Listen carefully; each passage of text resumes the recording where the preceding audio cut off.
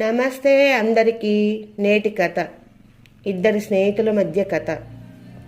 ఒక ఊరిలో వెంకట్, సంతోష్ అనే ఇద్దరు స్నేహితులు ఉండేవాళ్ళు.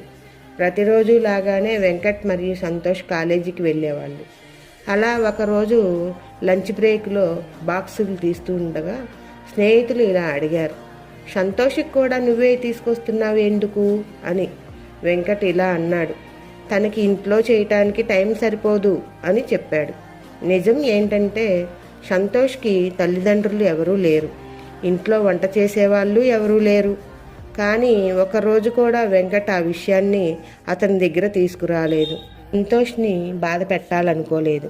కొన్ని సంవత్సరాల తర్వాత సంతోష్ మంచి స్థాయికి వచ్చాడు. అప్పుడు వెంకట్ దగ్గరికి వెళ్ళి ఇలా అన్నాడు, మిత్రమా, నువ్వు నాకు తోడుగా లేకుంటే ఇది అంతా సాధించేవాన్నే కాదురా అని అన్నాడు. స్నేహితుల ఇద్దరు కళ్ళల్లో కన్నీరు తిరిగాయి. నిజమైన స్నేహం నీవు ఎన్ని కష్టాల్లో ఉన్నా తోడుగా ఉండేవాడే నిజమైన మిత్రుడు.